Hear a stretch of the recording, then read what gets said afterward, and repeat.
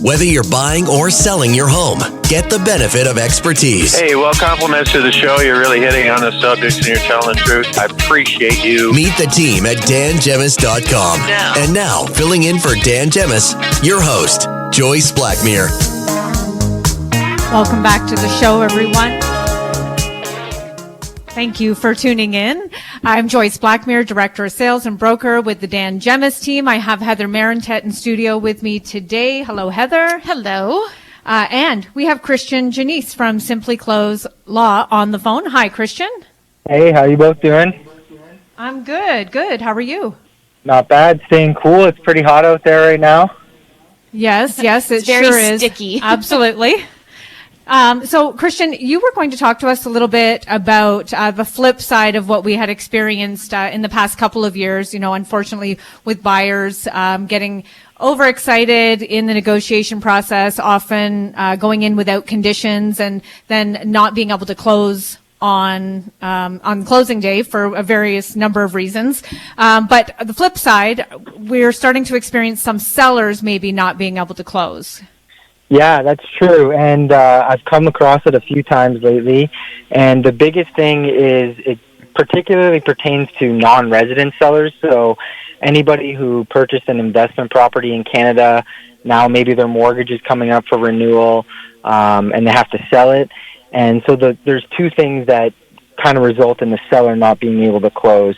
The first thing is that a lot of individuals using private loans or just refinancing the equity in their house, and now it's not appraising as high as they needed it to. So there's just not enough funds for their, not enough funds available after you factor in the commission, the legal fees, and paying off the mortgage. And what a lot of people mistakenly believe is that there's no capital gain or there's no gain because the mortgage is, higher than the sale price, for example. But that's not how it works because you've taken out the money, which was the equity. So if you bought it for $200,000 and you're selling it for $400,000, but your mortgage is $400,000, you still have a $200,000 gain. And so a lot of people are always shocked to find that out. And then the other thing is that kind of exacerbates the issue when you're dealing with non-residents is that depending on the nature of the property, you have to hold back 25 to 50% of the purchase price. So you may have already been close on the mortgage payout and all the other fees associated with closing, and now you got to do an additional holdback, which could be a significant portion of the purchase price. I've had this happen more times than I'd like in the last few months, particularly. Interesting. So, Christian, if somebody wants to sell a property and they may have to pay capital gains or they may have, various different expenses, is that something that they can determine with you as for example, as their lawyer, or do they need to go to their bank, or how do they know all of these fees and expenses that are associated with their sale? So there's a couple things. So they should know most of it themselves from just having the mortgage statement and whatnot, but then we help. Well, I guess not help, but we gather the information on the mortgage payout. And sometimes, for example, the prepayment penalty for breaking the mortgage early. So let's say they can't handle the payments anymore. They just want to offload the property, but they're, only 2 years into a 5-year term. They'll break the mortgage, and the penalty can be anywhere from a couple grand to as high as 10 grand, if not more in some cases. And that's when they'll usually get the sticker shock, like, oh, I didn't realize there was all this additional payment that I had to deal with. So we help them. The capital gains, if they live in Canada and they're not a non-resident, they can still get the money now, and they have to hold it until they file their taxes, basically, the next year. So the accountant would help them because there's some things that they can write off and others that they can't. Right. Interesting. So, with respect to the buy side, are you still finding that there's issues on the buy side as well?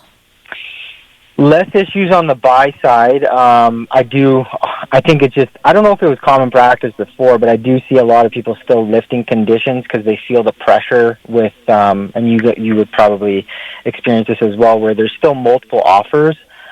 So they feel the pressure to lift the conditions, so they do it, and then they don't necessarily have everything sorted out with the mortgage company yet.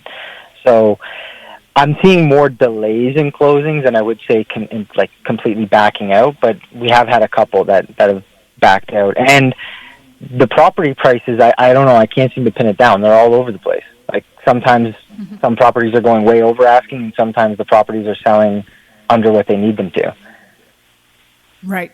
Well, what we're seeing with the pricing for sure is that there seems to be a trend of going back, especially in a certain price point where they're pricing way under where they should be for market value, and having it go quite a bit over in that frenzy.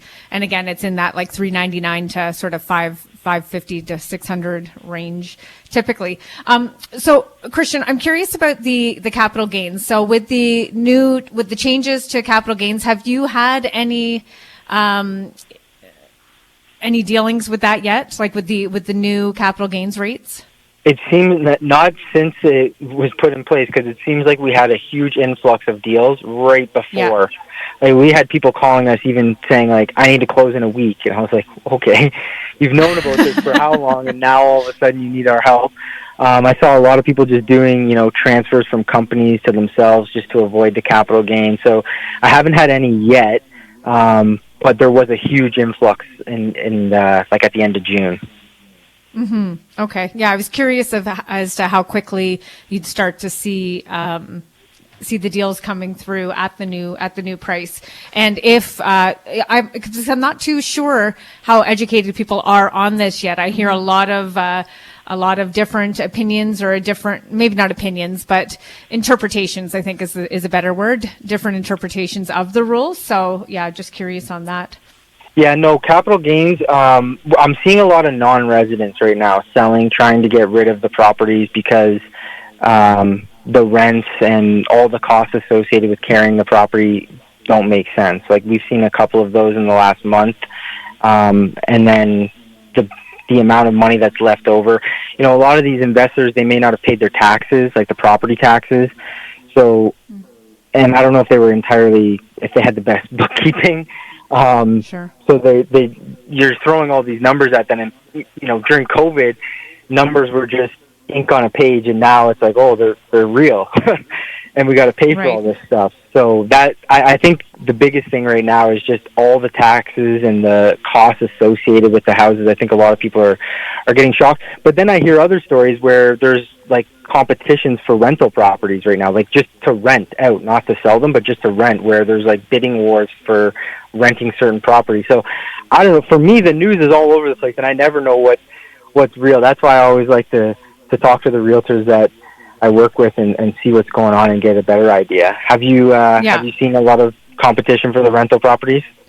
I wouldn't say a lot, but we've definitely heard of some as well. There's definitely an influx in the number of rental properties on the market.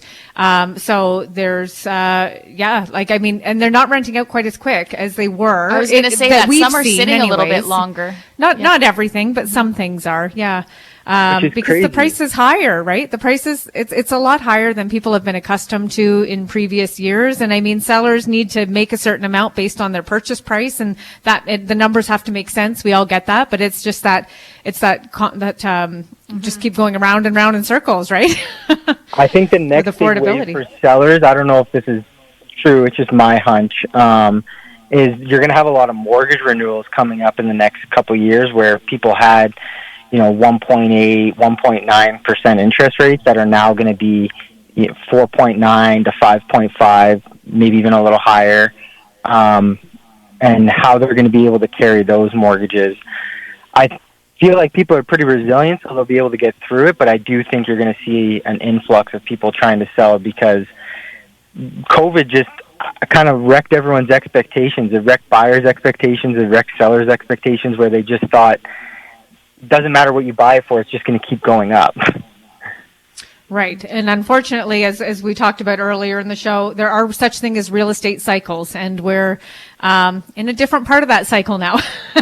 And it's not to say that the prices won't go up. They will, but not the way, I don't know if they'll ever go up the way that they did. Like, that was a crazy time where I think that was a once-in-our-lifetime, probably, scenario. So I think that's going to be the biggest thing for sellers going forward is once they comes time to renew, they're going to be like, I don't know, maybe we bought more than we can issue at this point in time, and we need to get rid of this and downsize, which I don't know how that'll play out for your team, because then you're going to have, like, that, if they're downsizing, then those houses that are at lower prices are going to be even more competitive now. Yeah, and that's what everybody's been experiencing for sure. Well, Christian, we have to take a quick break, but if people want to reach out to you, how can they do that? They can email us at hello@simplyclose.ca or give us a call at 519-997-3775. Thanks. Perfect. Thank you so much, Christian. Bye. Bye. Okay, we're going to take another quick break. When we come back, we're going to talk about a few tips about house hunting for you. So there's still more to come. Oh, and actually, sorry, before we go on the break, we're giving away a gift card for the Richmond Popcorn Company. Caller number 5, 519-792-2559. Caller number 5 will win a gift card for the Richmond Popcorn Company. Still more to come on the Dan Gemus Real Estate Show.